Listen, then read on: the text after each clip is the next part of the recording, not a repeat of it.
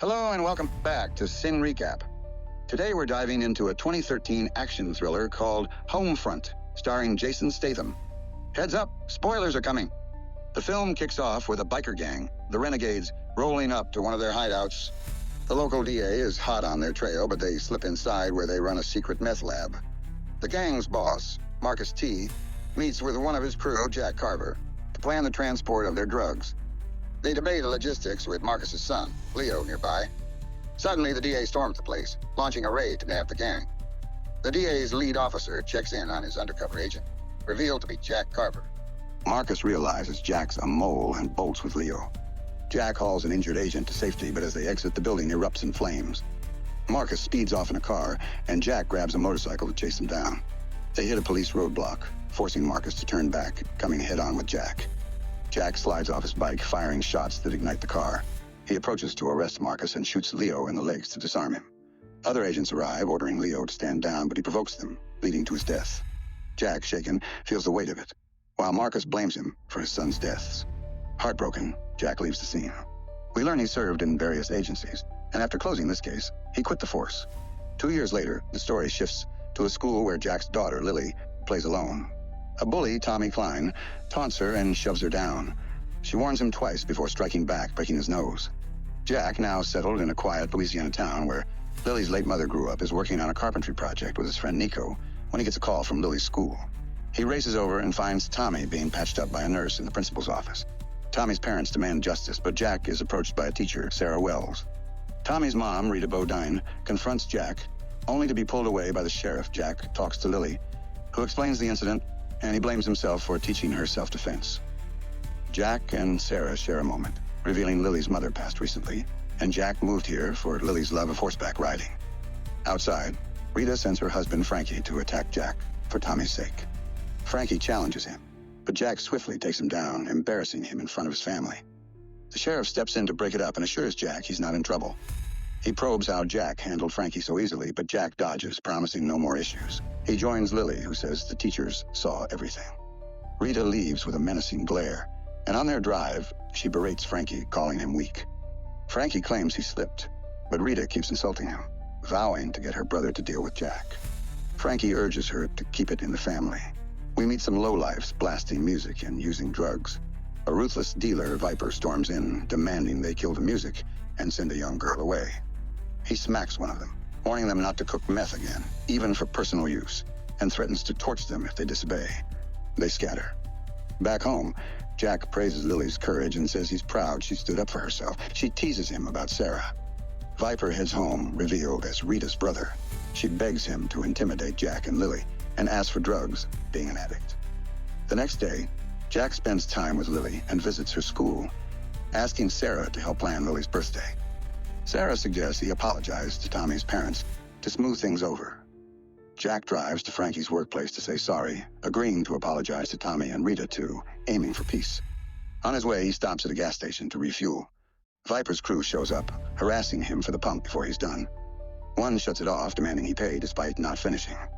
Jack ignores them and keeps pumping, but their leader attacks, sparking a brawl. Jack takes them down effortlessly, stunning them. He demands to know who sent them, but the leader claims it was no one, and Jack leaves.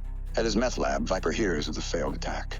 Meanwhile, Lily asks Jack about his bruised hand, but he lies, saying it's from work. The sheriff pulls him over, mentioning a gas station incident with no charges filed. He asks if Jack's ex-military, but Jack stays tight-lipped, though the sheriff says he's got his eye on him. Viper sneaks into Jack's house while he and Lily are out riding horses. Unnoticed, he punctures Jack's car tire and slips inside. Jack and Lily are by the lake, reminiscing about Lily's mom. Lily gets emotional, missing her, and Jack comforts her. Inside, Viper grabs one of Lily's stuffed bears, then finds files in a cabinet, uncovering Jack's past. Hearing them return, he snags the file and hides, spotting Lily's cat. That night, while Jack works on his carpentry, Lily asks about her missing cat and bear. Jack promises to search for them.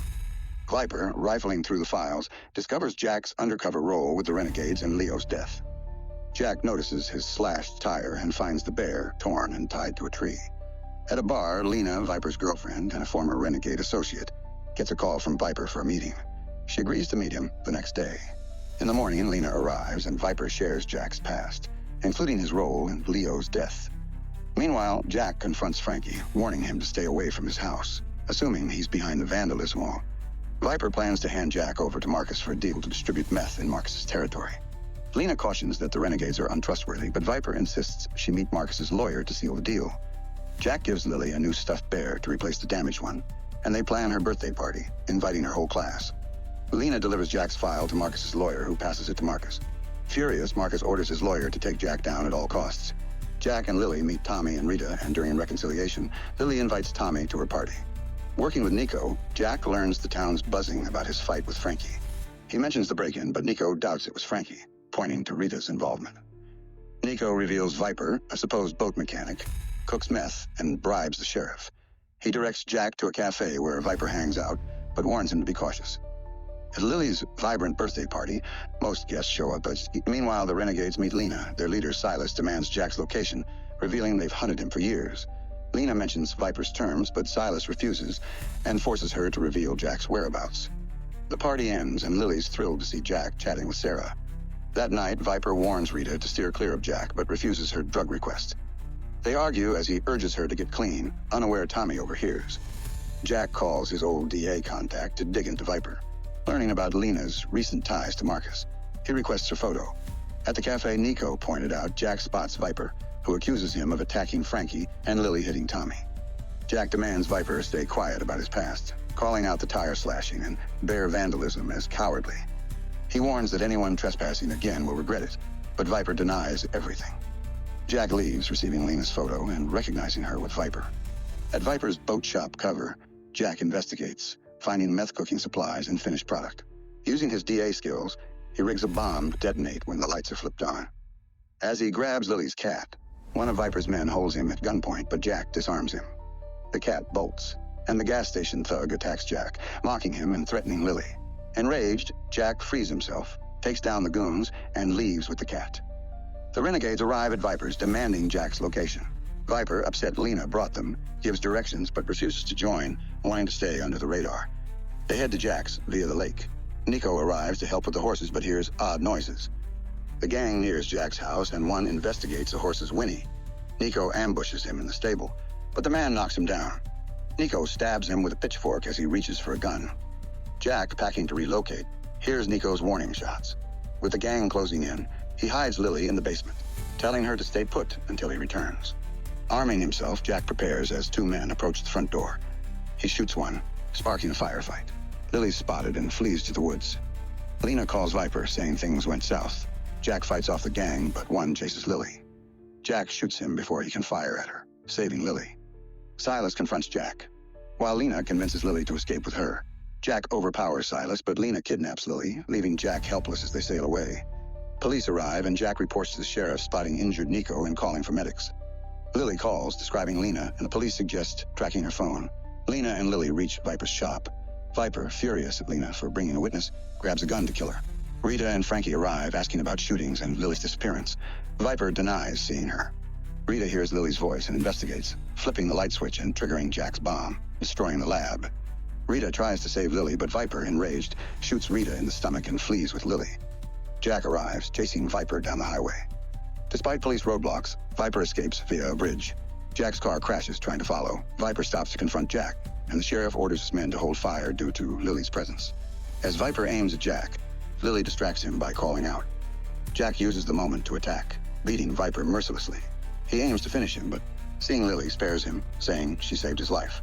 Jack embraces Lily as medics tend to Rita. Later, Jack visits Marcus in prison to issue a final warning, closing the story. Thanks for watching. If you're new, don't forget to subscribe for more recaps. Until next time, have a great day.